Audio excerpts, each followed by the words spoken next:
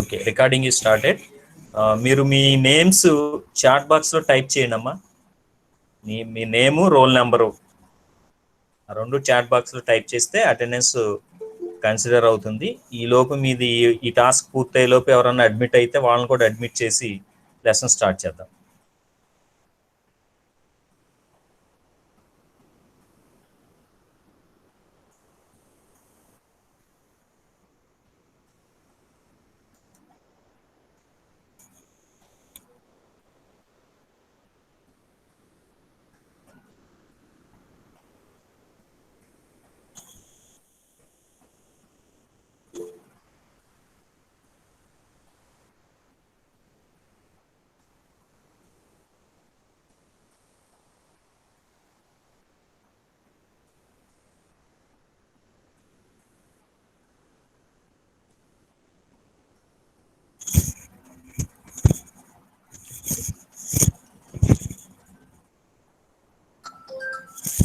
అయిపోయిందా టైప్ చేయడం?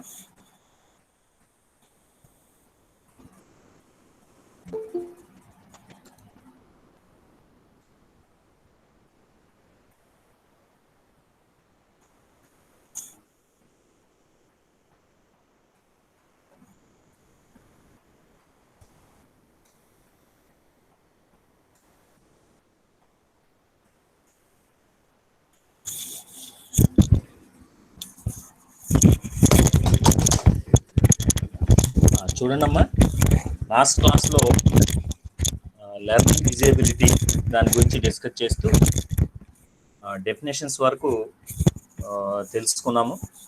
అభ్యసన వైకల్యం సంబంధించి డెఫినేషన్స్ వరకు మనం డిస్కస్ చేసుకోవడం జరిగింది. ఈరోజు క్లాస్లో characteristics of learning disability, students with learning disability. Okay, అభ్యసన వైకల్యం కలిగినటువంటి పిల్లల యొక్క లక్షణాలని ఈరోజు చూద్దాం. ఓకే, అభ్యసన వైకల్యం అంటే ఏం చెప్పుకున్నాం? లక్షణాలు పరిశీలించే ముందు ఒకసారి అభ్యసన వైకల్యం అంటే ఏం చెప్పుకున్నామో ఎవరైనా చెప్పండి, లక్షణాల్లోకి వెళ్ళిపోదాం. అభ్యసన వైకల్యం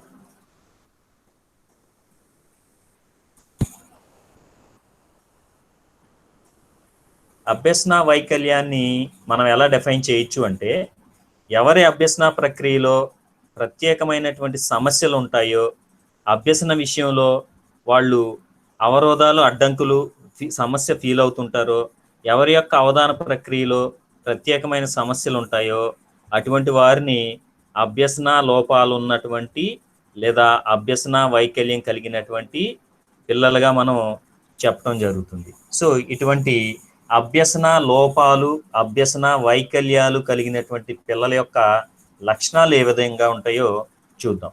problem with difficulty with reading and writing. వీళ్ళు రాయటం విషయంలో కానీ చదవటం విషయంలో కానీ వీళ్ళు సమస్యల్ని ఫేస్ చేస్తూ ఉంటారు. సో సరిగా రాత నైపుణ్యాలు లేకపోవటం కానీ, సరిగ్గా చదవలేకపోవటం కానీ, అలాగే అంటే ఆ చదివేదాన్ని సరిగా అవగాహన చేసుకోలేకపోవటం కానివ్వండి, అక్షరాలు నీట్గా రాయలేకపోవటం కానివ్వండి, అలాగే సెంటెన్సులు కరెక్ట్గా రాయలేకపోవటం కానివ్వండి, ఇలాంటి సమస్యలు ఇటువంటి పిల్లలు కలిగి ఉంటారని మనం చెప్పవచ్చు. రెండవది ప్రాబ్లమ్స్ విత్ మ్యాథ్స్ స్కిల్స్. గణనకి సంబంధించినటువంటి లోపాలు అనేవి ఇటువంటి పిల్లల్లో ఉంటాయి. అంటే క్యాలిక్యులేషన్స్, వెరీ పర్టికులర్గా మ్యాథమెటిక్స్ సంబంధించినటువంటి fundamental calculations. Akhil mute చేసుకోమ్మా.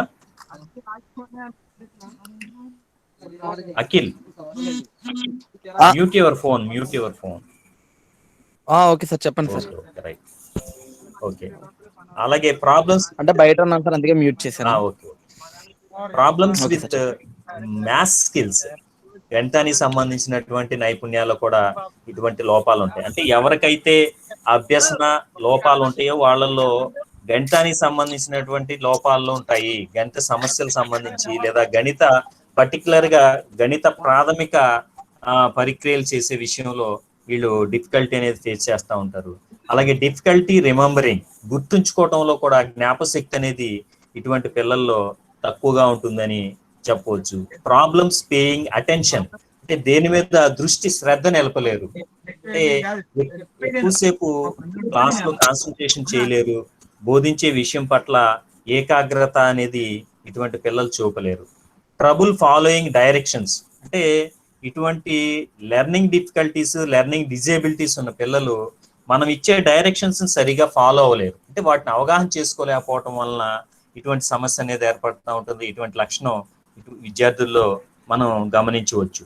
Trouble following directions ఏవైనా, అంటే అభ్యాసం సంబంధించి కానివ్వండి, లేకపోతే రీడింగ్ సంబంధించిన కానివ్వండి, రైటింగ్ సంబంధించిన కానివ్వండి, ఉపాధ్యాయుడు ఇచ్చే డైరెక్షన్స్ ని వాళ్ళు సరిగా ఫాలో అవ్వలేరు. అలాగే పూర్ కోఆర్డినేషన్, సమన్వయ లోపం ఉంటుంది, అంటే వాళ్ళు చేసే పనుల మధ్య సమన్వయం అనేది ఉండదు, కోఆర్డినేట్ చేసుకోరు. డిఫరెంట్ యాక్టివిటీస్ ని, డిఫరెంట్ టాస్క్స్ ని, లేదా డిఫరెంట్ ఫిజికల్ పార్ట్స్ ని కోఆర్డినేషన్ అనేది సరిగా చేసుకోలేరు.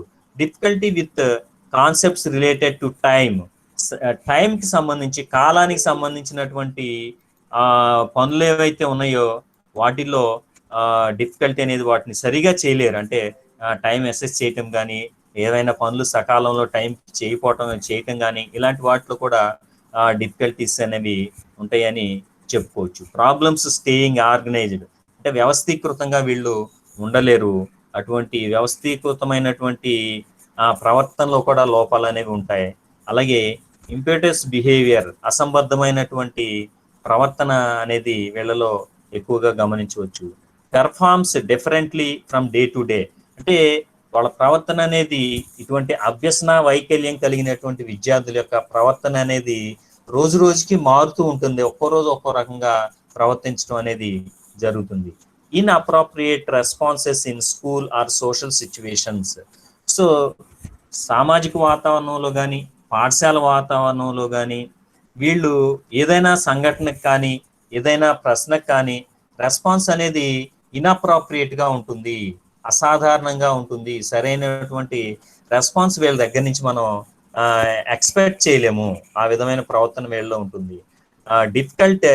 Difficulty staying on task, easily distracted, that means easily distracted, అంటే ఒక పని మీద శ్రద్ధ చూపించలేరు, ఒకే పని మీద శ్రద్ధ అనేది చూపించలేదు. ఫర్ ఎగ్జాంపుల్ ఒక టాస్క్ ఇచ్చాము, ఒక ఎస్ఏ రాయమన్నాము, లేదా ఒక 25 minutes ఏదైనా ఒక ఇన్ఫర్మేషన్ రాయమన్నాము, ఆ 25 minutes కూడా ఆ ఇన్ఫర్మేషన్ రాయటంలో వాళ్ళు శ్రద్ధ పెట్టలేరు, ఈజీగా ఆ పనిలోంచి డిస్ట్రాక్ట్ అవుతారు. కొంతసేపు రాయటం మొదలెట్టిన తర్వాత, కొంతసేపు ఆగిన తర్వాత రాయటం ఆపేసి ఇంకో పని చేయటం, లేదా ఇంకోటి చదవటం, ఇలాంటి లక్షణాలు ఇలాంటి విద్యార్థుల్లో మనం గమనించవచ్చు.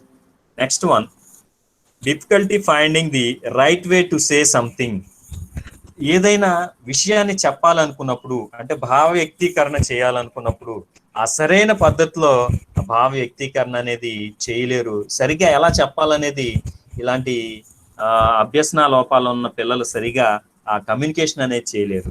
Difficulty in learning practical skills, so practical skills ఏవైతే ఉన్నాయో, సో వాటిని ప్రయోగాత్మకమైన నైపుణ్యాలు ఏవైతే ఉన్నాయో వాటిని పెర్ఫామ్ చేయటంలో, లేదా వాటిని నేర్చుకోవటంలో కూడా డిఫికల్టీస్ అనేవి వీళ్ళు ఫేస్ చేస్తూ ఉంటారు.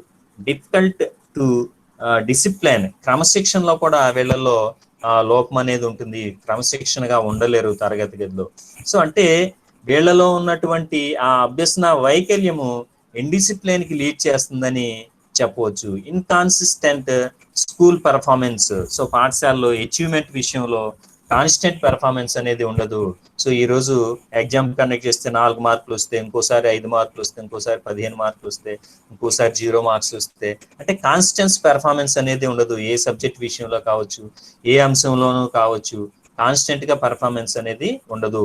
అంటే ఈ రోజు మంచి మార్కులు వచ్చినాయని అతను తెలివైన విద్యార్థి అని చెప్పడం కష్టం అవుతుంది, మళ్ళీ నెక్స్ట్ ఎగ్జామ్ లోకి వచ్చేసరికి మార్కులు తగ్గిపోయే అవకాశం ఉంటుంది. సో కాబట్టి పెర్ఫార్మెన్స్ ఎప్పుడు కూడా కాన్స్టెన్స్. సో సాధారణంగా వీళ్ళ యొక్క అచీవ్మెంట్ లెవెల్ అనేది బిలో యావరేజ్ లెవెల్లోనే ఉంటుంది. వీళ్ళకి అభ్యసన క్లిష్టతలు ఉన్నాయి కాబట్టి వీళ్ళ యొక్క పెర్ఫార్మెన్స్ కూడా, అచీవ్మెంట్ కూడా తక్కువ స్థాయిలోనే ఉంటుంది, అది కూడా కాన్స్టెంట్ గా ఉండదని చెప్పవచ్చు. Immature way of speaking, so ఆ మాట్లాడే విధానంలో కూడా మెచ్యూరిటీ లేనటువంటి వ్యక్తులు మాట్లాడే విధంగా వీళ్ళు మాట్లాడటం అనేది జరుగుతుంది. డిఫికల్టీ లిజనింగ్ వెల్, ఏదైనా విషయాన్ని సరిగ్గా వినటంలో శ్రద్ధ చూపించరు, పూర్తిగా వినరు, విన్నా కూడా అవగాహన చేసుకోలేరు. ఇటువంటి లక్షణాన్ని ఈ అభ్యసన క్లిష్టతలు కలిగినటువంటి పిల్లలు కలిగి ఉంటారని చెప్పవచ్చు.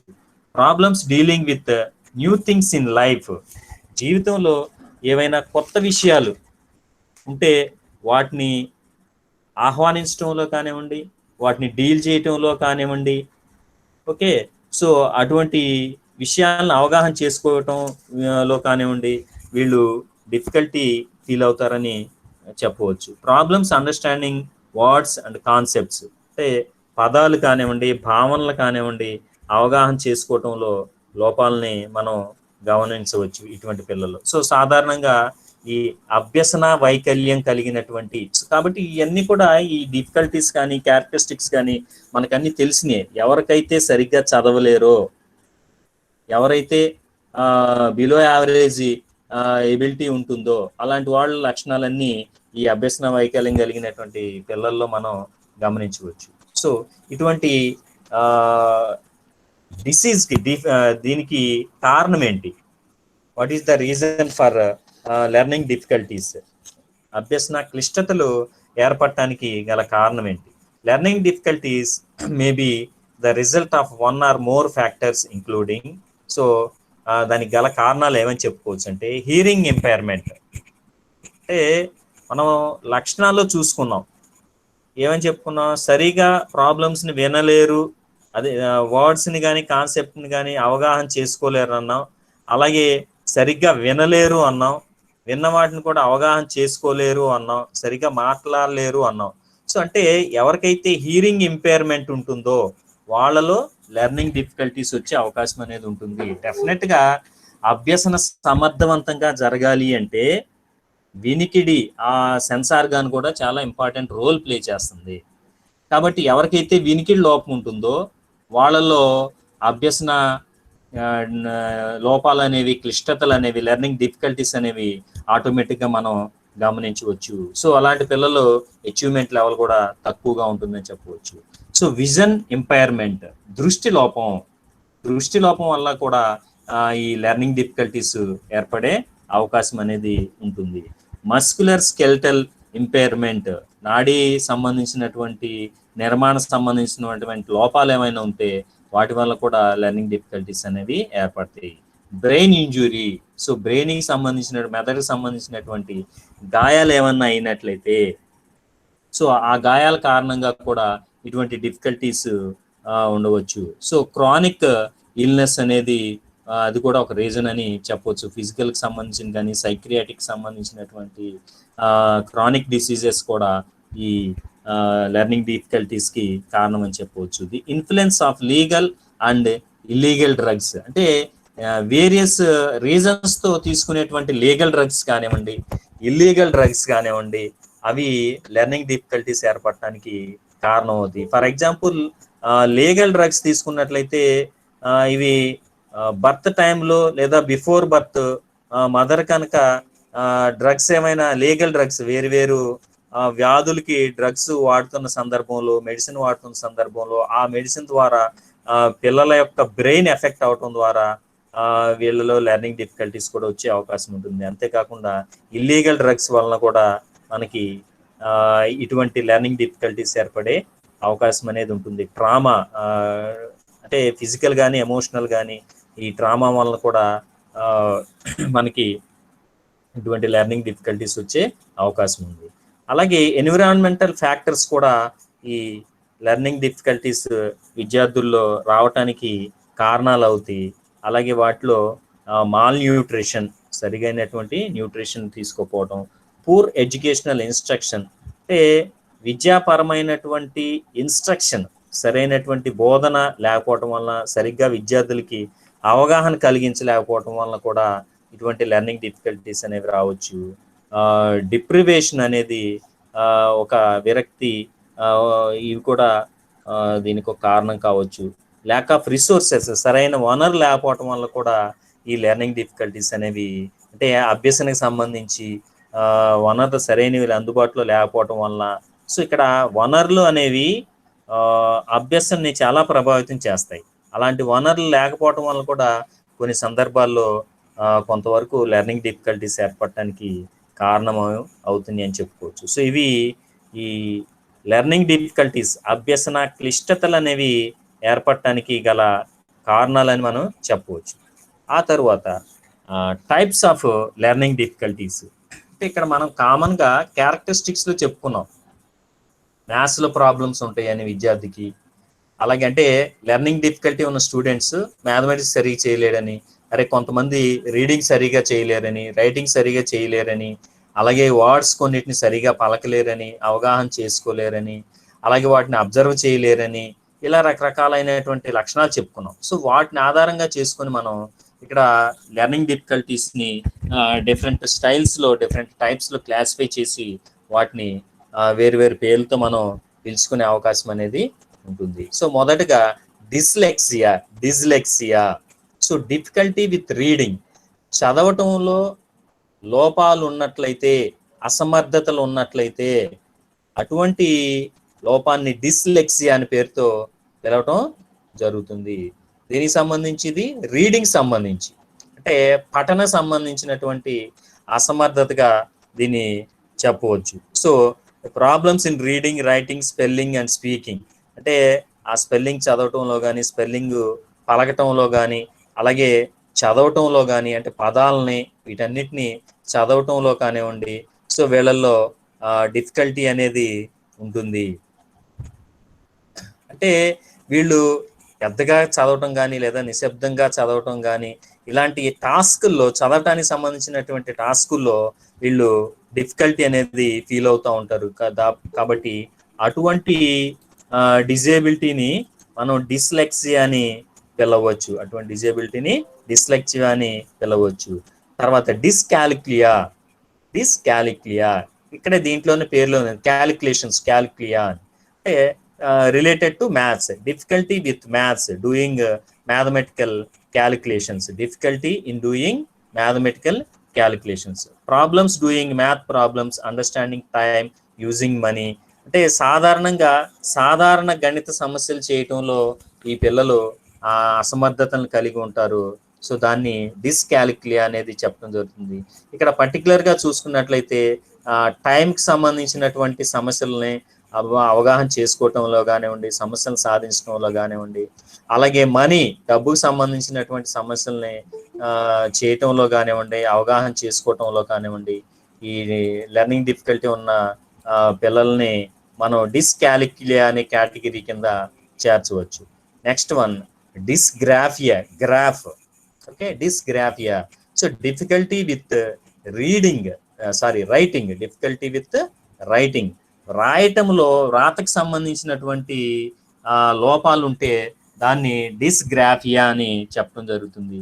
So problems with handwriting, spelling, organising ideas, అంటే చేతి వ్రాత, స్పెల్లింగ్స్ రాయటం కావచ్చు, సెంటెన్స్ రాయటం కావచ్చు, తెలుగు లాంగ్వేజ్ రాయటం కావచ్చు, ఏవైనా సరే రాతకు సంబంధించినటువంటి అసమర్థతలు ఉంటే దాన్ని డిస్గ్రాఫియా అంటాము. దీన్ని లేఖన అసమర్థత అని కూడా చెప్పవచ్చు. అంటే దీన్ని మనం పర్టికులర్గా చెప్పుకున్నట్లయితే దృష్టి మరియు చలన సమన్వయ లోపం వలన చూసి రాయటంలో సమస్యలు ఏర్పడే అవకాశం ఉంటుంది. అలాంటి సమస్యల్ని డిస్గ్రాఫియా అని చెప్పడం జరుగుతుంది. అంటే ఫర్ ఎగ్జాంపుల్ ఒక బుక్ నుంచి కాపీ చేయాలి. కాపీ చేసినప్పుడు కోఆర్డినేషన్ దేనికి మధ్య ఉండాలి? ఐకి హ్యాండ్కి మధ్య కోఆర్డినేషన్ అనేది ఉండాలి. అంటే మోటార్ స్కిల్స్కి విజువల్ స్కిల్స్కి కోఆర్డినేషన్ ఉన్నప్పుడు ఈజీగా కాపీ చేయగలము. సో కాబట్టి ఆ కోఆర్డినేషన్ అనేది వీళ్ళలో ఎక్కువగా లోపించడం వల్ల డిస్గ్రాఫీ అనేటువంటి లెర్నింగ్ డిఫికల్టీ అనేది ఏర్పడుతుంది. ఈ డిస్గ్రాఫీ అనే లెర్నింగ్ డిఫికల్టీ రైటింగ్ సంబంధించిందిగా మనం చెప్పుకోవచ్చు. Okay, next one dyspraxia, sensory integration disorder. So ఏవైతే జ్ఞానేంద్రియాలు ఉన్నారో వాటిని సమన్వయపరిచి పనులు చేయటంలో ఉండేటువంటి అసమర్థతని డిస్ప్రాక్సియా అని చెప్పడం జరుగుతుంది. Okay, difficulty with fine motor skills, చలన సంబంధమైనటువంటి నైపుణ్యాలను పెర్ఫామ్ చేయటంలో, అంటే coordination, problems with hand I coordination, so balance లేకపోవటం, అలాగే మాన్యువల్ డిక్స్టారిటీ, ఇలాంటి సమస్యలన్నిటినీ మనం డిస్ప్రాక్సియాగా మనం చెప్పవచ్చు. ఎనీహౌ ఇవి సెన్సరీ ఇంటిగ్రేషన్, అంటే ఈ సెన్స్ ఆర్గాన్స్ మధ్య ఇంటిగ్రేషన్ లోపం వలన, లేకపోవటం వలన ఇటువంటి డిస్ప్రాక్సియా అనేటువంటి లెర్నింగ్ డిఫికల్టీ అనేది, లెర్నింగ్ డిజేబిలిటీ అనేది ఏర్పడే అవకాశం ఉంది. అలాగే dysphasia, otherwise aphasia, so difficulty with language, భాషకు సంబంధించినటువంటి సమస్యగా మనం చెప్పవచ్చు. దీన్నే డిస్ఫేసియా అని, ఆస్పాసియా అని, మనం అఫాసియా అని మనం చెప్పవచ్చు. Difficulty with language, problems understanding spoken language, poor reading comprehension skills, అంటే పదాలని అర్థం చేసుకోవటంలో కానివ్వండి, వ్యక్తపరచడంలో కానివ్వండి, అలాగే వాటిని నేర్చుకున్న పదాలని తిరిగి వ్యక్తపరచడంలో కానివ్వండి, సో లోపాలను కలిగి ఉన్నట్లయితే మనం దీన్ని డిస్పాసియా అనేటువంటి లెర్నింగ్ డిఫికల్టీగా మనం చెప్పవచ్చు. సో అంటే వెరీ పర్టికులర్గా స్పోకెన్ లాంగ్వేజ్ సంబంధించి, అలాగే పూర్ రీడింగ్ కాంప్రహెన్షన్, కాంప్రహెన్షన్ పారాగ్రాఫ్లు చదవటం, లాంగ్వేజ్ చదవటం విషయంలో ఈ డిఫికల్టీ అనేది ఉంటుంది. ఇవే కాకుండా ఇంకా మనం చూసినట్లయితే auditory processing disorder, difficulty hearing differences between sounds, audio అంటాం తెలుసు కదా మనం, ఆడియో. సో దాంట్లో డిజార్డర్ అనమాట, difficulty hearing differences between sounds, అంటే పదాలు లేదా శబ్దాల మధ్య తేడాని గుర్తించలేరు అనమాట. సో అటువంటి వాడిని మనం ఆడిటరీ ప్రాసెసింగ్ డిజార్డర్ అని చెప్పవచ్చు. సో దీనికి సంబంధించి చూసినట్లయితే problems with reading comprehension, language, వీటికి దీని యొక్క లక్షణాలుగా మనం చెప్పవచ్చు. తర్వాత విజువల్ ప్రాసెసింగ్ డిజార్డర్, దృష్టిపరమైనటువంటి లోపాలు. So difficulty interpreting visual information, problems with reading maps, charts, symbols and pictures, అంటే సరిగ్గా విషయాల్ని, అంటే భావనలు కావచ్చు, ఆ సెంటెన్సెస్ కావచ్చు, లేదా చార్ట్స్ కావచ్చు, డయాగ్రామ్స్ కావచ్చు, సింబల్స్ కావచ్చు, పిక్చర్స్ కావచ్చు, వీటన్నిటిని సరిగ్గా చదవలేకపోవటం, అంటే అవగాహన చేసుకోలేకపోవటం, సో దాన్ని సరిగ్గా చదవలేకపోవటం, ఇలాంటి లోపాలు ఉన్నట్లయితే మనం దాన్ని ఇప్పుడు చెప్పుకున్నట్లుగా విజువల్ ప్రాసెసింగ్ డిజార్డర్ అని చెప్పవచ్చు. సో ప్రధానంగా ఈ లెర్నింగ్ డిఫికల్టీస్ని లేదా లెర్నింగ్ డిజేబిలిటీస్ని మనం ఈ విధంగా క్లాసిఫై చేయొచ్చు. Dyslexia, dyscalculia, dysgraphia, dyspraxia, dysphasia, aphasia, auditory processing disorder, అలాగే విజువల్ ప్రాసెసింగ్ డిజార్డర్, 8 రకాలుగా మనం ఈ లెర్నింగ్ డిఫికల్టీస్ని క్లాసిఫై చేయొచ్చు. సో ఇది ఎగ్జామినేషన్ పాయింట్ ఆఫ్ వ్యూలో ఈసారి ఎగ్జామినేషన్ ఎక్స్పెక్టెడ్ క్వశ్చన్స్గా మనం చెప్పవచ్చు. సో ఎస్ఏ పాయింట్ ఆఫ్ వ్యూలో కూడా క్వశ్చన్ అడగవచ్చు, అభ్యసన క్లిష్టతలను వివరించి వాటిలో రకాలను తెలపండి అని. సో ఆటోమేటిక్గా మీరు లెర్నింగ్ డిఫికల్టీ అంటే ఏంటి, దాని బ్రీఫ్ హిస్టరీ రాయాలి, లెర్నింగ్ డిఫికల్టీ డెఫినేషన్స్ రాయాలి, క్యారెక్టరిస్టిక్స్ రాయాలి, కాజెస్ రాయాలి, టైప్స్ రాయాలి. ఇవన్నీ రాస్తే ఎస్ఏ క్వశ్చన్కి ఆన్సర్ ఫుల్ఫిల్ అవుతుంది. కొన్ని సందర్భాల్లో లెర్నింగ్ డిఫికల్టీ ఎక్స్ప్లెయిన్ చేయమని, లేదా లెర్నింగ్ డిఫికల్టీ ఉన్న విద్యార్థుల లక్షణాలు రాయమని, లేదా లెర్నింగ్ డిఫికల్టీస్లో రకాలు రాయమని ఇలా అడిగే అవకాశం అని ఉంటుంది. లెర్నింగ్ డిజేబిలిటీస్లో టైప్స్ రాయమని. కాబట్టి ఎగ్జామినేషన్ పాయింట్ ఆఫ్ వ్యూలో ఈ క్వశ్చన్ ఇంపార్టెంట్ క్వశ్చన్గా మనం డిస్కస్ చేసుకోవచ్చు. Okay, this is simply about learning difficulties. Coming to the next concept, children with emotional and behavioural deviations with special reference to ADHD and juvenile delinquency. Okay, ADHD and juvenile delinquency. So ఇక్కడ మనం గమనించినట్లే children with emotional, భావోద్వేగమైన, అలాగే behavioural, ప్రవర్తన సంబంధించినటువంటి విపరీతాలు, వైపరీత్యాలు, అసమర్థతలు, అపవ్యవస్థ అని మనం చెప్పవచ్చు. So అవి కూడా వెరీ పర్టికులర్గా ADHD, attention deficit hyper activity disorder, attention deficit hyper activity disorder, అలాగే జువెనైల్ డెలింక్వెసీ. సో ఈ రెండు బాల నేరస్తులు అంటాం మనం. ఓకే, ఈ రెండు రకాలైనటువంటి ఈ డిజేబిలిటీస్ గురించి, డీవియేషన్స్ గురించి నెక్స్ట్ కాన్సెప్ట్లో నేర్చుకోవడం జరుగుతుంది. వెరీ పర్టికులర్గా ఏడిహెచ్డి, జువెనైల్ డెలింక్వెసీ. సో ఈ రెండిట్లోంచి కూడా ఒక షార్ట్ ఆన్సర్ ఈ యూనిట్లో, సెకండ్ యూనిట్లో వచ్చేటువంటి అవకాశం అనేది ఎక్కువగా ఉంది. Okay, so let us see. Anyhow, we have to discuss ADHD and juvenile delinquency in this subunit. So anyhow, we have to know what are emotional deviations and what are behavioral deviations. So children with the most serious emotional disturbances may exhibit distorted thinking, excessive anxiety, major motor skills, and mood swings, and are sometimes identified as children who have a severe psychosis and schizophrenia. So అంటే ఎవరైతే ఎమోషనల్గా, భావోద్వేగంగా, వాళ్ళ యొక్క ప్రవర్తనలో, వాళ్ళ యొక్క ఉద్వేగాల్లో, భావోద్వేగాల్లో variations, differences ఉంటాయో, so వాళ్ళని ఎమోషనల్ డీవియేషన్స్ ఉన్నటువంటి పిల్లలుగా మనం గుర్తించవచ్చు. సో వీళ్ళల్లో డిస్టార్టెడ్ థింకింగ్, సరైనటువంటి ఆలోచన ధోరణి ఉండదు. ఎక్సెసివ్ యాంగ్జైటీ కూడా అతిగా యాంగ్జైటీ ఫీల్ అవటం ఉంటుంది. Bizarre motor skills, so motor skills లో వింత ప్రవర్తన అనేది, వాళ్ళ యొక్క చేష్టలు, మోటార్ స్కిల్స్ అంటే చలనానికి సంబంధించినటువంటి ప్రవర్తనలు, వాళ్ళ యొక్క బిహేవియర్ అంటే హ్యాండ్ మూమెంట్స్ కానీ, లెగ్ మూమెంట్స్ కానీ, సో వీటన్నిటిని మోటార్ యాక్ట్స్ అంటాం. సో వాటిలో వింతగా ప్రవర్తించటం. అండ్ మూడ్ స్వింగ్స్ అంటే వీళ్ళ యొక్క మూడ్ అనేది ఎప్పుడు కూడా వేరీ అవుతూ ఉంటుంది. సో ఇటువంటి పిల్లల్ని అంటే మనం వీళ్ళలో సైకోసిస్ ఆర్ స్క్నీజోఫీజియా అనేటువంటి లక్షణాలు కూడా వీటికి కారణం అవుతూ ఉంటాయి.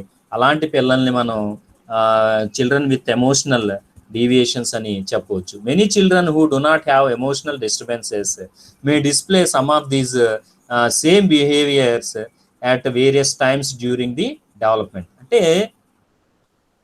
మనం చూసినట్లయితే ఎమోషనల్ డిస్టర్బెన్సెస్ లేని పిల్లలు కూడా కొన్ని సందర్భాల్లో వాళ్ళ యొక్క డెవలప్మెంట్ స్టేజ్లో, డ్యూరింగ్ ది డెవలప్మెంట్ ఇలాంటి మనం ఇందాక చెప్పుకున్నటువంటి లక్షణాల్లో కొన్ని లక్షణాలని ప్రదర్శించే అవకాశం కూడా ఉంటుంది. ఎక్సెసివ్ యాంగ్జైటీ కానీ, సో మోటార్ యాక్ట్స్లో వింతగా ఉండటం కానివ్వండి, సో మూడ్ చేంజ్ అవటం కానివ్వండి, అంటే మూడ్ కాన్సన్ట్రేషన్గా ఓ దాని మీద మూడ్ అనేది అటెన్షన్ అనేది పే చేయలేకపోవటం కానివ్వండి, ఇలాంటి లక్షణాలు కొంతమంది ఇటువంటి లోపాలు లేకపోయినప్పటికీ కూడా, ఎమోషనల్ డిస్టర్బెన్సెస్ లేకపోయినప్పుడు కూడా ఈ డెవలప్ అయ్యే కొన్ని సందర్భాల్లో ఇలాంటివి మనం గమనించవచ్చు. However, when children have serious emotional disturbances, these behaviors continue over long periods of time.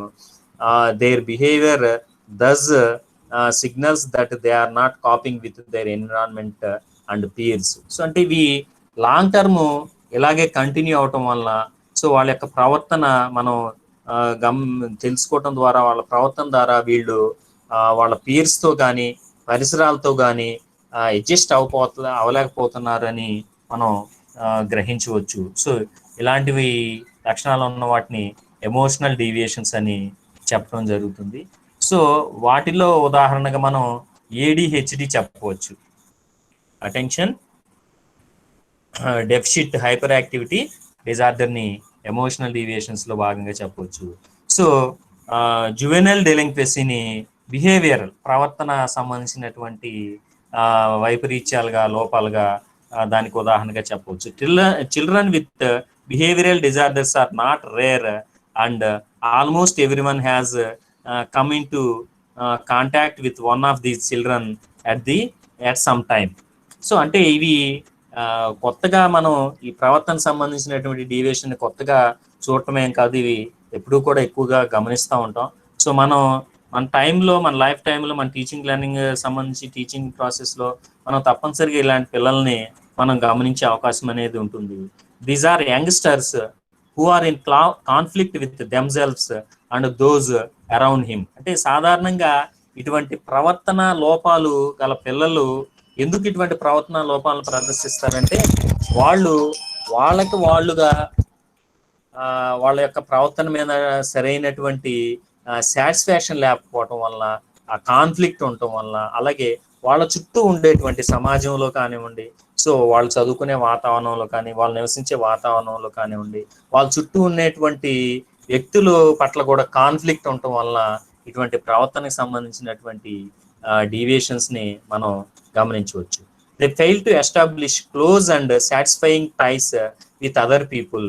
So ఇటువంటి ప్రవర్తనకు సంబంధించినటువంటి లోపాలు, డీవియేషన్స్ ఉన్న విద్యార్థులు సో తోటి వ్యక్తులతో, తోటి విద్యార్థులతో సరైనటువంటి సంబంధాలని ఏర్పరచుకోవటంలో డిఫికల్టీస్ అనేవి ఫేస్ చేస్తూ ఉంటారు. సరిగ్గా వాళ్ళు సంబంధాలని తోటి వ్యక్తులతో ఏర్పాటు చేసుకోలేరు. పీర్స్తో కావచ్చు, సొసైటీలో ఉండేటువంటి నైబర్స్తో కావచ్చు, వీళ్ళు సరైనటువంటి సంబంధాలని ఏర్పరచుకోలేరు. సమ్ యంగ్స్టర్స్ ఆర్ విత్డ్రాన్, అంటే సమాజంలోంచి నెట్టివేయబడినట్టు, బహిష్కరించబడినట్టు వాళ్ళు. The great majority strike out with hostility and aggression. వాళ్ళ యొక్క ప్రవర్తన ద్వారా, వాళ్ళ యొక్క బిహేవియర్ ద్వారా కొంతమంది అయితే సమాజంలోంచి కూడా గెంటివేయబడటం అనేది జరుగుతుంది. The category of behavioural disorders includes conduct disorders. So conduct సంబంధించినటువంటి డిజార్డర్స్, సోషలైజ్డ్ అగ్రెషన్, సాంఘికానికి సంబంధించినటువంటి ఆ అగ్రెషన్ అనేటువంటి ప్రవర్తన లోపం కానివ్వండి, యాంగ్జైటీ కానివ్వండి, so attention deficit hyper activity disorder కానివ్వండి, అలాగే చైల్డ్హుడ్ సైకోసిస్ కానివ్వండి, ఇలాంటి బిహేవియరల్ డీవియేషన్స్ కి మనం ఉదాహరణగా చెప్పుకోవచ్చు. Children with behavioural disorders exhibit behaviour that is chronic, violates cultural and social norms and affects the child's self-esteem, interpersonal relationships and probably school achievement. So ఇలాంటి ప్రవర్తన లోపాలు కలిగినటువంటి పిల్లలు సో డీవియేషన్స్ అన్ని విషయాల్లో కూడా, స్కూల్కి సంబంధించిన అచీవ్మెంట్ విషయంలో కానీ, సోషల్ కల్చరల్ నామ్స్ని కానీ, వీటన్నిటిని కూడా డీవియేట్ అయ్యేటువంటి ప్రవర్తన ఇటువంటి విద్యార్థుల్లో కలిగి ఉంటుందని మనం చెప్పవచ్చు. So these are all the emotional deviations and behavioral deviations. For emotional deviations we can say ADHD is the one of the example, and behavioral deviations juvenile delinquency is one of the example. So coming to the ADHD, children with ADHD, ఏకాగ్రత లోప అతిక్రియాత్మక అపవ్యవస్థ అంటాము. Attention deficit hyper activity disorder, activity hyper activity. So ఇదొక లోపంగా మనం చెప్పవచ్చు, ఇదొక డిజార్డర్గా దీన్ని emotional సంబంధించినటువంటి డిజార్డర్గా మనం దీన్ని చెప్పవచ్చు. ఓకే, సో దీనికి సంబంధించినటువంటి బ్యాక్గ్రౌండ్ మరియు డెఫినేషన్స్ని పరిశీలిద్దాం. ADHD is one of the most common neuro developmental disorders of childhood. అంటే నాడీ వ్యవస్థ దానికి సంబంధించిన లోపాల వలన బాల్య దశలో ఏర్పడేటువంటి ఒక రకమైనటువంటి డిజార్డర్గా మనం ADHDని చెప్పవచ్చు. It is usually first diagnosed in childhood and often lasts into adulthood. అంటే సాధారణంగా బాల్య దశలో ఇటువంటి డిజార్డర్ని మనం గమనించవచ్చు. అలాగే ఎక్కువ సందర్భాల్లో అది అడల్ట్ దశలో కూడా, వయోజన దశలో కూడా అది కంటిన్యూ అయ్యే అవకాశాలు అనేవి ఎక్కువగా ఉంది. అంటే ఏకాగ్రత లోపించడం మరియు హైపర్ యాక్టివ్గా ఉండటం అనమాట. ఈ డిసీజ్ ఏంటంటే ఏకాగ్రత లోపించడం మరియు హైపర్ యాక్టివ్గా ఉండటం దీని యొక్క లక్షణం అని చెప్పవచ్చు. Okay, children with ADHD may have trouble paying attention, controlling impulsive behaviors, that means may act without thinking అంటే ఇంపల్సివ్ అంటే హఠాత్తు పరిమాణం, హఠాత్తుగా కొన్ని యాక్షన్స్ చేయటం, హఠాత్తుగా కొన్ని చర్యలు చేయటం. సో దీన్ని ఇంపల్సివ్ బిహేవియర్ అని మనం చెప్పడం జరుగుతుంది. సో దీన్ని ఎలా డిఫైన్ చేస్తున్నామంటే మే యాక్ట్ వితౌట్ థింకింగ్, అంటే ఆలోచన రహితంగా, హఠాత్తుగా అంటే ఆలోచన రహితంగా వీళ్ళ యొక్క ప్రవర్తన అనేది ఉంటుంది. అంటే ఏం జరుగుతుంది, మనం ఈ ప్రవర్తన ఎలా ప్రవర్తిస్తే, ఈ పని చేస్తే అనేది ఆలోచించకుండా కూడా, దాని యొక్క రిజల్ట్ ఏంటి అనేది ఆలోచించకుండా కూడా వీళ్ళు ప్రవర్తించడం అనేది జరుగుతుంది. అంటే ఈ ఏడిహెచ్డి ఉన్నటువంటి పిల్లలు ఎలా ప్రవర్తిస్తారు అంటే, the children with ADHD may have trouble paying attention. శ్రద్ధ చూపటంలో సరిగ్గా శ్రద్ధ చూపలేరు, ఏ విషయం పైన కూడా శ్రద్ధ అనేది చూపించలేరు. అంతేకాకుండా controlling impulsive behaviours.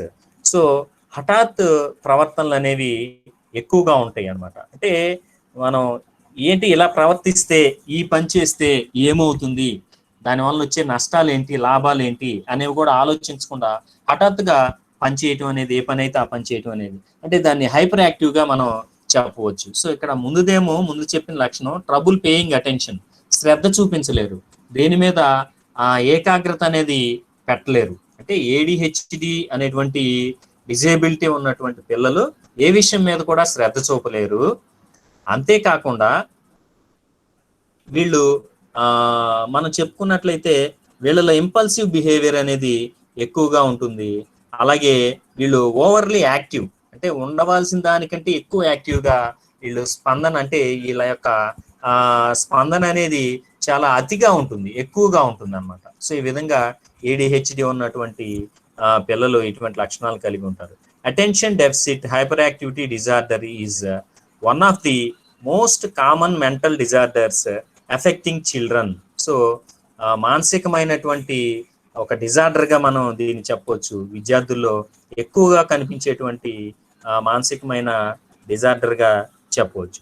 ADHD also affects many adults, ఎక్కువ మంది పెద్దవాళ్ళని కూడా. ఇందాక చెప్పుకున్నాం, ఈ ఏడిహెచ్డి అనేది కూడా చూసుకున్నట్లయితే ప్రారంభ దశలో, బాల్య దశలో ఎక్కువగా వచ్చినప్పటికీ అది అడల్ట్హుడ్ లో కూడా కంటిన్యూ అవకాశం అనేది ఉంటుంది. సో కాబట్టి ADHD also affects many adults, పెద్దవాళ్ళను కూడా ఇటువంటి డిజార్డర్ అనేది వచ్చే అవకాశం అనేది ఉంటుంది. సిమ్టమ్స్ ఆఫ్, ఎవరమ్మా ఇప్పుడు క్లాస్ జాయిన్ అయ్యారు before closing the session? Okay, symptoms of ADHD include inattention, సరిగ్గా శ్రద్ధ పెట్టకపోవటం, అంటే not being able to keep focus, దేని మీద కూడా దృష్టి పెట్టలేకపోవటం అదొక లక్షణం. హైపర్ యాక్టివిటీ, సో అతిగా యాక్టివ్గా ఉండటం. That means excess movement that is not fitting to the setting, అంటే ఏ వాతావరణంలో అయితే ఉన్నామో ఆ వాతావరణానికి తగనటువంటి అధికమైనటువంటి యాక్టివ్నెస్ ప్రదర్శించడం, హైపర్ యాక్టివిటీ. అండ్ ఇంపల్సివిటీ, హఠాత్ పరిణామం, అంటే ఇందాక చెప్పుకున్నాం కదా, హఠాత్తుగా ఏ పనులు చేసేయటం, అంటే దాని గురించి ఏం జరుగుతుంది, ఆ పని చేస్తే మనం వచ్చే నష్టం ఏంటి, లాభాలు ఏంటి, ఆ పని వల్ల ఏమైనా ఇబ్బందులు ఉన్నాయా అనేది తెలుసుకోకుండా ఆ పనులన్నిటినీ హఠాత్తుగా చేసే లక్షణాన్ని మనం ఈ విధంగా మనం చెప్పవచ్చు. సో ఇంపల్సిటివిటీ అని చెప్పవచ్చు. Hasty acts that occur in the moment without thought. Hasty acts అంటే ఈ పనులన్నీ కూడా హేస్టీగా ఉంటాయి. ఇలాంటి ఇంపల్సిటివ్లో లక్షణంలో భాగంగా చేసే పనులన్నీ కూడా, అంటే వాళ్ళు ఆలోచించరు ఏం చేస్తే ఏమవుతుంది. ఫర్ ఎగ్జాంపుల్ క్లాస్లో ఉన్నారు, బయటికి వెళ్ళిపోవాలి, అడ్డున్న వాళ్ళ నుంచి అలా దూకేసి వెళ్ళిపోతారు. వాళ్ళు ఆలోచించరు, వాళ్ళ టార్గెట్ అంతా క్లాస్ నుంచి బయటికి వెళ్ళిపోవాలి. కాబట్టి ఎవరినన్నా ఇబ్బంది పెడుతున్నామా, ఎవరినన్నా హామ్ చేస్తున్నామా, ఎవరి మీద అయినా దూకుతున్నామా, వాడికి ఏమైనా ఇబ్బంది అవుతుందా, ఇలాంటివి ఆలోచించరు. సో ఆలోచించకుండా వాళ్ళు చేయాల్సిన యాక్షన్స్ అనేవి చేస్తూ ఉంటారు. వాటిని మనం సరిగ్గా ఇష్టపడము. సాధారణమైనటువంటి విద్యార్థులు ఎవరు కూడా అటువంటి వాటిని యాక్సెప్ట్ చేయరు.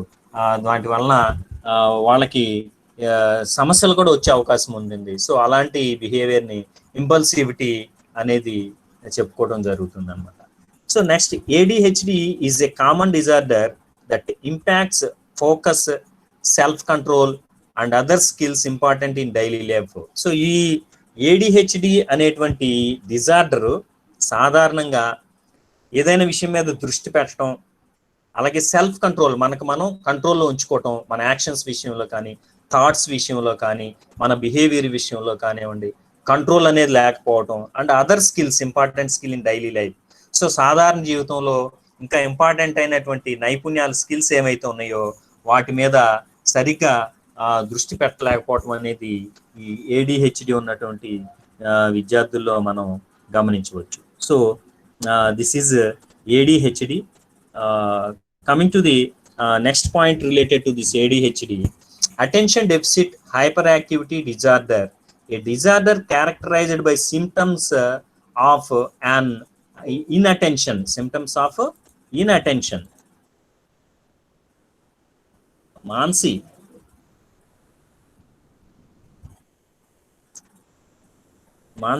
just you entered the class before concluding this session. Why?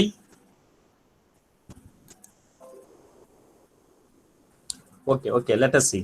A disorder characterized by symptoms of inattention, hyperactivity, impulsivity, frequently observed in individuals with learning disabilities. అంటే అభ్యసన క్లిష్టతల్లో ఉన్నటువంటి విద్యార్థుల్లో కూడా మనం ఈ ADHD అనేటువంటి డిజార్డర్ని గమనించే అవకాశం అనేది ఉంటుందని కూడా సర్వేస్ అనేవి చెప్పడం జరుగుతుంది. సో ఎనీహౌ మనకి ఈ ADHD అనేటువంటి డిజార్డర్ చూసినట్లయితే ప్రధానంగా 3 అంశాలు దీంట్లో ఉంటాయని చెప్పుకోవచ్చు. ఇన్అటెన్షన్, శ్రద్ధ చూపించలేకపోవటం, హైపర్ యాక్టివిటీ, అతిగా ప్రవర్తించటం, ఇంపల్సివిటీ, హఠాత్ పరిణామం, హఠాత్ ప్రవర్తన, ఈ 3 లక్షణాలు ఈ ADHD డిజార్డర్లో ప్రధానంగా ఉంటాయని చెప్పుకోవచ్చు.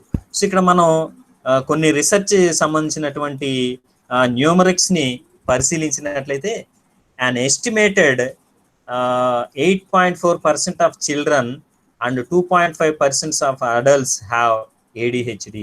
అంటే పిల్లల జనాభాలో 8.4% ADHD అనేటువంటి డిజార్డర్తో బాధపడే వాళ్ళు ఉన్నారు. అలాగే పెద్దల్లో, అడల్ట్స్లో 2.5% అనే ADHDతో సఫర్ అయ్యేటువంటి స్టూడెంట్స్, వ్యక్తులు మనం గమనించవచ్చు. So ADHD is often first identified in school-aged children when it leads to disruption in the classroom or problems with school work. It can also affect adults. It is more common among boys than girls. అంటే ఎక్కువగా మగపిల్లల్లో ఇలాంటి ADHD అనేటువంటిది ఎక్కువగా వచ్చేటువంటి అవకాశం ఉందని surveys చెప్తున్నాయి. Surveys ప్రకారం 8.4% ఏమో పిల్లల్లో ఇటువంటి ADHD డిజేబిలిటీ డిజార్డర్ అనేది ఉండే అవకాశం ఉంది. 2.5 అడల్ట్స్లో ఇటువంటి ADHD అటువంటి డిజార్డర్ ఎక్కువగా వచ్చే అవకాశం ఉంది. అంటే సాధారణంగా విద్యార్థుల్లో మనం ఇటువంటి డిజార్డర్ని గమనించవచ్చు. అంటే వాళ్ళలో క్లాస్ రూమ్లో ఇంటరప్షన్, డిజఇంటరప్షన్ కానీ, క్లాస్ రూమ్లో వచ్చే సమస్యలు కానివ్వండి, పాఠశాలలో వచ్చేటువంటి పాఠశాలకు సంబంధించిన పనుల్లో ఏర్పడేటువంటి సమస్యల వల్ల కానివ్వండి, ఇలాంటి ADHD ఉన్నటువంటి పిల్లల్ని మనం గమనించవచ్చు. అంతేకాకుండా మనం ముందుగా చెప్పుకున్నట్లుగా ఈ అడల్ట్స్లో కూడా ఇటువంటి ADHD అనేటువంటి ప్రాబ్లము ఎక్కువగా వచ్చే అవకాశం అనేది ఉంటుంది. So this is about ADHD. Let us discuss the characteristics with respect to the 3 main concepts, points of the ADHD according to the definition. So ఏంటి ADHDలో ఉన్నటువంటి 3 పాయింట్స్ ఏంటమ్మా? ఎవరైనా చెప్పగలరా? Are you listening? అమ్మా అర్థమవుతుంది కదా? Anyone respond? ఓకే. ADHDలో మనం చెప్పుకున్నటువంటి 3 ప్రధానమైనటువంటి లక్షణాలు ఏంటి?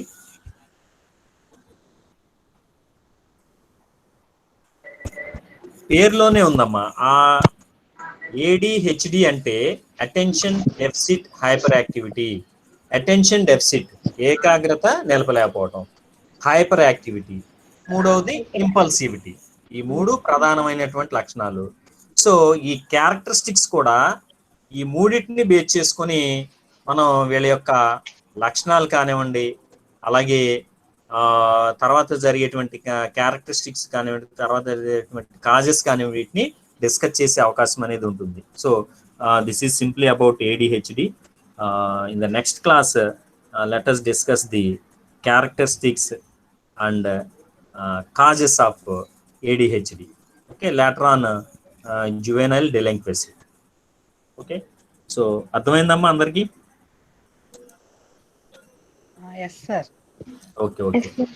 సో ఈరోజు ఇంకా లేట్గా జాయిన్ అయిన వాళ్ళు ఎవరైనా ఉంటే మీరు మీ నేము చాట్ బాక్స్లో టైప్ చేయండి before stop the recording close చేసే లోపు మీరు మీ నేమ్స్ ఈ చాట్ బాక్స్లో టైప్ చేస్తేనే అటెండెన్స్ కౌంట్ అవుతుంది, లేకపోతే అటెండెన్స్ కౌంట్ అవ్వదు మీరు క్లాస్కి అటెండ్ అయినా కూడా. సో కాబట్టి మీరు ఇంకా ఎవరైనా లేట్గా జాయిన్ అయిన వాళ్ళు అటెండెన్స్ని చాట్ బాక్స్లో మీ పేరు నెంబరు టైప్ చేయండి. టైప్ చేసి అంతా ఓకే అంటే నేను రికార్డింగ్ స్టాప్ చేస్తాను. Mansi, why are you late?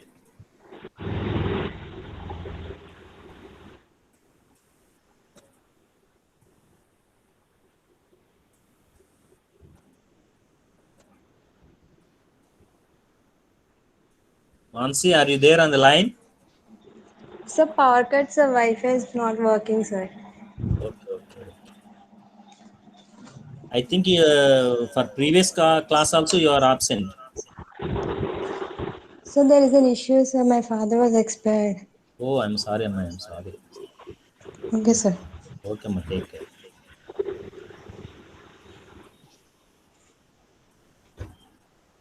Okay, can I stop the recording? Sir చిన్న డౌట్ సార్. చెప్పమ్మా హేమ. ఇప్పుడు ఏకాగ్రత అనేది సార్ మనకి ఏజ్ లిమిటెడ్ అనేది ఏమైనా ఉంటుందా సార్ అసలు? అంటే ఏకాగ్రత చూపటంలో ఏజ్ ఫ్యాక్టర్ నువ్వు అడిగేది అంతేనా? అవును సార్. సో ఏకాగ్రత స్టేజ్ బై స్టేజ్ గ్రోత్ అంటే డెవలప్మెంట్ జరిగే కొంది ఏకాగ్రత అటెన్షన్ స్పాన్ అనేది పెరుగుతూ ఉంటుంది.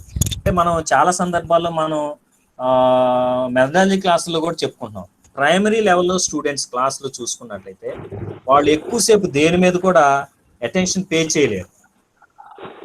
అది క్లాస్ బై క్లాస్ ఏకాగ్రత అనేది పెరుగుతూ ఉంటుంది. కాబట్టి ఏజ్కి దానికి తప్పనిసరిగా రిలేషన్ అనేది ఉంటుంది. ఫర్ ఎగ్జాంపుల్ మీరు ఇప్పుడు ఉన్నారు 1 hour క్లాసు కంటిన్యూస్గా విన్నారు. సో అది ఫిజికల్ క్లాస్ కావచ్చు, ఆన్లైన్ క్లాస్ కావచ్చు, అంటే అటెన్షన్ పే చేశారు 1 hour పాటు. కానీ ఇప్పుడు మనం ప్రైమరీ స్కూల్ పిల్లల్ని తీసుకొచ్చి 1 hour కంటిన్యూస్గా క్లాస్ చెప్తే వాళ్ళు ఏకాగ్రత అనేది ఎట్టి పరిస్థితుల్లో పెట్టలేరు, డివేట్ అయిపోతారు. కొంత టైం తర్వాత అటెన్షన్ అనేది వాళ్ళు డివేట్ అయిపోయి డైవర్ట్ అయిపోతారు. సో ఆ తర్వాత చెప్పిందంతా కూడా ఎప్పుడైతే స్టూడెంట్ అటెన్షన్తో మన క్లాస్ వింటాడో అప్పుడు మాత్రమే చెప్పిన కాన్సెప్ట్ విద్యార్థికి అర్థమవుతుంది. ఎప్పుడైతే అటెన్షన్ డైవర్ట్ అవుతుందో ఆ తర్వాత చెప్పిందంతా వేస్టే, విద్యార్థికి అర్థం అవుతుంది. అందుకనే మనం మెథడాలజీలో చెప్పుకుంటాం మీనింగ్ఫుల్ పాజెస్ అనేవి టీచింగ్ లెర్నింగ్ ప్రాసెస్లో తప్పనిసరిగా ఉండాలి. Meaningful pauses. పాజ్ అంటే తెలుసు కదా, ఆపటం, నిలుపుదల చేయటం. పాజ్ అనేది టీచింగ్లో ఇప్పుడు నేను మీకు చెప్పినట్లుగా కంటిన్యూస్గా ఆ 45 minutes 50 minutes లెసన్ చెప్పుకుంటా వెళ్ళామనుకోండి, చిన్నపిల్లలు అయితే ఎట్టి పరిస్థితుల్లోనూ కొంత టైం తర్వాత చెప్పేదంతా కూడా మనం సామెత చెప్పుకుంటాం కదా, చెవిటివాడి ముందు శంఖం ఊదినట్టు అని, అలాగవుతుంది. సో ఏకాగ్రత అనేది ఉండదు. అలా కాబట్టి గ్రోత్ని బట్టి కూడా ఆ అటెన్షన్ స్పాన్ అనేది పెరుగుతూ ఉంటుంది. ఓకే అమ్మా? Okay sir. Okay. So anymore? Can I stop the recording? Okay. So ఈరోజు క్లాస్ కంప్లీట్ అయింది కాబట్టి 1 by 1 లెఫ్ట్ అవ్వండి. తర్వాత దీని ముందు యూనిట్ కంప్లీట్ అయిపోయింది కదా, ఫస్ట్ యూనిట్, దాంట్లో క్వశ్చన్లు ఇచ్చాను కదా మీకు.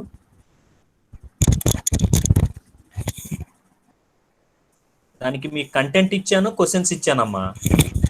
మీరు ఫస్ట్ యూనిట్లోంచి క్వశ్చన్స్ని మీరు అసైన్మెంట్ రాయవలసి ఉంటుంది. నేను మీకు 3 questions కానీ 4 questions కానీ ఇస్తాను. ఆ 4 questions మీరు చూడకుండా రాసి నాకు పర్సనల్ నెంబర్కి వాట్సాప్ పెట్టాలి. క్వశ్చన్స్ అయితే గ్రూప్లో పెడతాను. ఎప్పుడు రాస్తారు? Please respond. Pramallika, sir Ramya చెప్పమ్మా. సార్ ఎల్లుండి పెట్టండి సార్. ఓకే, అయితే నేను రేపు క్వశ్చన్స్ రేపు ఇస్తాను, రేపు ఈవినింగ్. మీరు Sir. ఎల్లుండి మీకు క్లాస్ లేని టైంలో మీరు ఆ క్వశ్చన్స్ రాసి నా పర్సనల్ వాట్సాప్ లో పోస్ట్ చేయండి. మీరు రాసి మీరు Okay, చేయవలసింది ఏంటంటే ఫ్రాంక్ గా చూడకుండా రాయడానికి ప్రయత్నించండి. మీకు ఏమి అవగాహన అయితే మీరు ఏం చదివితే అది చూడకుండా రాయడానికి ప్రయత్నం చేసి మీరు రాసింది స్కాన్ చేసి నాకు వాట్సాప్ చేయండి. Okay sir. అర్థమైందా? Yes, sir. ఓకే అమ్మా, okay. All the best, have a nice day. Thank you, sir. Thank you, sir. Bye all of you. Okay. Thank you, sir. Sir, thank